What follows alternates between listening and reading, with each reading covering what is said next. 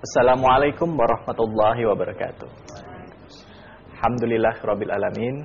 Pemirsa, kita kembali lagi bersilaturahim dalam acara tafsir Al-Misbah, mengenal surah Al-An'am bersama Bapak Quraisy Shihab. Tentunya pada kesempatan kali ini masih dalam rangkaian berkah karunia Ramadan Metro TV. Ya, tanpa terasa kita sekarang sudah berada di penghujung bulan Ramadan, di mana ada perasaan sedih di dalam hati karena harus meninggalkan bulan Ramadan, bulan yang penuh dengan berkah, penuh dengan ampunan. Dan tentunya kita juga berharap semoga di penghujung bulan Ramadan ini ibadah-ibadah yang sudah kita lakukan benar-benar memiliki dampak dalam diri kita, sehingga nanti kita mengawali bulan Syawal menjadi pribadi yang lebih baik lagi. Amin, insya Allah. Dan tentunya pada kesempatan kali ini kami akan mengajak Anda untuk membahas juga ayat terakhir, ya, mendekati akhir dari surah Al-An'am, yaitu dari ayat ke-162 sampai 165. Tentunya bersama dengan guru kita yang sudah hadir di studio ini, yaitu Bapak Quraisy Shihab. Assalamualaikum warahmatullahi wabarakatuh. Tanpa terasa Pak Quraisy sudah alhamdulillah, ya, sudah. Mudah-mudahan apa yang sudah disampaikan Pak Quraisy juga bermanfaat juga untuk pemirsa di rumah, insyaallah diterima oleh Allah. Amin.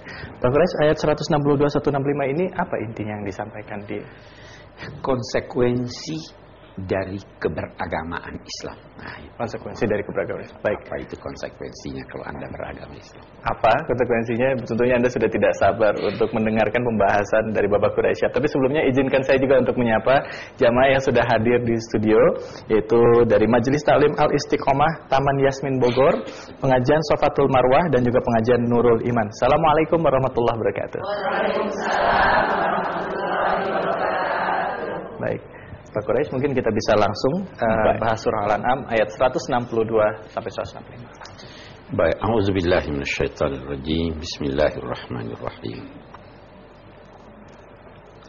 Qul inna salati wa nusuki wa mahyaya wa mamati lillahi rabbil alamin. Mari kita lihat ayat sebelum ayat ini, ayat 161, episode yang lalu kita terangkan bahwa Nabi Shallallahu Alaihi Wasallam diperintahkan untuk menyatakan kepada semua pihak bahwa innani hadani Rabbi ila siratin mustaqim dinan qiyaman, dan seterusnya. Allah telah memberi petunjuk kepadaku menuju jalan lebar yang lurus. Dia itu adalah agama yang sempurna, agama yang memenuhi semua kebutuhan umat manusia demi kebahagiaan hidup duniawi dan ukhrawi. Rasul diperintahkan menyampaikan itu, sampaikan itu. Nah, sebagai bukti bahwa seorang sudah mengikuti agama ini, Nabi diperintahkan lagi untuk menyampaikan bahwa sebagai buktinya, maka sampaikanlah sesungguhnya salatku, ibadahku, hidupku, matiku, semuanya demi karena Allah, Tuhan seru sekalian alam. Itu terjemahannya. Oke. Mari kita lihat sekarang. Salat itu dari segi bahasa berarti doa. Doa itu adalah permohonan dari seorang yang rendah kepada yang lebih tinggi darinya. Jadi sini ada prinsip bahwa dalam hubungan dengan Allah, Anda harus merasakan kelemahan Anda dan kebutuhan kepadanya. Jangan pernah menduga bahwa salat itu adalah kebutuhan Allah. Salat itu kebutuhan manusia. Salat itu sebenarnya bukan kewajiban. Kita butuh salat. Nah, inna salati. Nah, terus kita lihat wa nusuki. Nah, nusuki ini terambil kata nasak. Itu pada mulanya digunakan untuk menggambarkan perak yang dibakar supaya keluar kotorannya, ya kan? Emas juga dibakar supaya. Nah, banyak yang mengartikan kata nusuk ini adalah penyembelihan binatang. Kita ingat di awal surah ini atau di celah-celah uraian surah ini ada uraian tentang binatang-binatang yang disembelih. Kita juga di dalam haji ada binatang yang disembelih, ya kan? Nah, ada yang berkata nusuki ini artinya sembelihan binatang yang saya lakukan itu bukan buat berhala tapi untuk Allah. Itu saja. Tetapi pendapat ini ada yang menolaknya. Dia katakan begini. Nusuki itu artinya ibadah. Itu sebabnya seorang yang beribadah dinamai nasik. Nah, ibadah itu termasuk salat sebenarnya. Ibadah itu fungsinya membersihkan seseorang. Sama dengan perak dibakar supaya bersih. Manusia ini dalam kehidupan kesehariannya sering ternodai oleh dosa, sering ternodai oleh kemusyrikan, dan maka ibadah berfungsi membersihkan manusia. Sekali lagi, ibadah bukan buat Allah supaya kita tampil bersih, ya kan? Nah, menarik kata ulama, sebenarnya salat itu adalah bagian dari ibadah, ya. Iya. Tetapi kenapa dia sebut salat baru ibadah? Ya. Karena salat itu adalah ibadah satu-satunya yang apapun alasannya tidak boleh ditinggal. Kalau puasa bisa ditinggal, ya. Haji bisa ditinggal, zakat bisa ditinggal. Kalau ada alasan-alasannya kan, salat tidak bisa berdiri, duduk, tidak bisa duduk, baring, tidak bisa baring, isyarat, tidak bisa isyarat, disolati. Jadi sangat penting salat ini. Itu sebabnya Nabi bersabda, perbedaan antara kita dengan non-muslim itu salat. Itu bedanya. Ada seorang masuk Islam, terus dia katakan begini, wahai Nabi, saya mau masuk Islam, tapi kalau bisa tidak usah ada salatnya.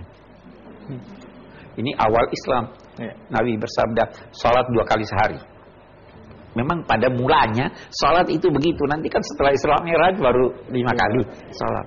Tidak usah Nabi. Terus Nabi bersabda, tidak ada baiknya satu agama tanpa salat. Karena salat kebutuhan hubungan dengan itu. Inna salati wa nusuki wa mahyaya. Mahyaya itu hidupku.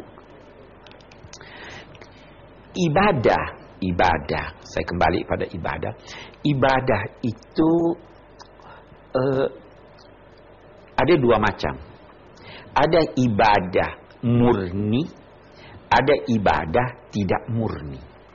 Ibadah murni itu adalah aktivitas yang ditentukan caranya oleh Tuhan, atau waktunya, atau kadarnya, atau tempatnya. Ibadah yang tidak murni itu selain dari itu. Duduk ini ibadah, berhias ibadah. Hidupku semuanya, segala aktivitasku itu adalah buat Allah. Kita akan lanjutkan nanti. Baik, kita akan bahas lagi. Tentunya untuk pembahasan surah Al-An'am ini kita akan kembali lagi tetaplah di Tafsir Al-Misbah. Jangan pernah berkata bahwa saya tanggung dosa. Pemirsa, kita kembali lagi di Tafsir Al-Misbah mengenal surah Al-An'am bersama Bapak Quraish Shihab. Tadi di segmen sebelumnya sudah dibahas surah Al-An'am ayat 162. Tadi Pak Quraish juga mengatakan sesuatu yang menarik, ibadah itu ibarat perak yang dibakar untuk bisa dikeluarkan kotoran-kotorannya. Apakah bisa saya menggunakan kata ibadah itu sebagai setiap kegiatan yang dilakukan untuk mensucikan diri kita, untuk membersihkan diri kita, gitu Pak Kures. Mungkin bisa dilanjutkan lagi Pak Kures. Baik, ibadah itu adalah semua kegiatan yang dilakukan demi karena Allah. Semua ibadah. Kita tadi saya sudah bagi, ada ibadah murni, ada ibadah tidak murni. Nusuki kita bisa pahami dalam arti ibadah murni. Ibadah murni. Baru sekarang wa mahyaya, hidupku adalah semua kegiatan sehari-hariku. Semua kegiatanku selama hidup ini dan yang berkaitan dengan diriku. Nah, kita ini manusia. Apa yang berkaitan dengan kita? Yang pasti kita tidak bisa hidup tanpa itu. Apa itu? Waktu. Ya, kita tidak bisa hidup tanpa ada waktu. Ya. Apalagi tempat. Ya kan? Kita tidak bisa. Jadi kalau begitu hidupku, tempat aku berada, waktu yang aku ini. Kalau saya punya uangku dan lain-lain sebagainya, ya kan? Semua yang berkaitan dengan hidup. Baru ada dia garis bawahi lagi satu, wa mamati, matiku. Apa yang dimaksud dengan matiku? Beda-beda pendapat ulama. Saya akan angkat satu makna. Kita ini dalam hidup ada nilai-nilai yang kita perjuangkan, ya kan? Ada nilai-nilai yang kita tidak bisa abaikan. Saya bisa ambil satu contoh. Kemerdekaan. Ada orang mau merebut negara kita. Kita berjuang. Sampai di mana itu? Titik darah penghabisan. Sampai titik darah penghabisan. Sampai mati. Ya toh? Karena itu bisa diartikan memati adalah perjuanganku. Itu saya akan berjuang kalau perlu sampai mati dalam membela apa yang mesti saya bela. Jadi kalau tadi hidupku itu boleh jadi cari duit, kalau udahlah cukup deh, enggak apa-apa, stop di sini. Tapi berjuang itu memerlukan pengorbanan, dan berjuang itu adalah berjuang meraih katakanlah kemerdekaan. Kita tidak berhenti berjuang kecuali apa? Kecuali kalau diperoleh apa yang diperjuangkan atau mati. Ya. Dulu kan merdeka atau mati. Itu mamati. Jadi tidak ada satupun dari kegiatan kita ini yang tidak kita lakukan di sini. Wah, lillahi rabbil alamin. Semua itu karena Allah. Semua itu ikhlas. Kalau sesuatu yang lillah itu artinya ikhlas kepadanya. La syarika lahu. Tidak ada sekutu baginya. Wa bidzalika umirtu. Demikian itulah aku diperintah. Siapa yang perintah? Tidak disebut siapa yang perintah. Itu sama dengan puasa. Kutiba alaikumusiyam, diwajibkan. Siapa yang wajibkan? Kita bisa menjawab Allah. Tapi kenapa Allah tidak berkata saya wajibkan kamu puasa? Karena puasa itu seandainya Allah tidak wajibkan, manusia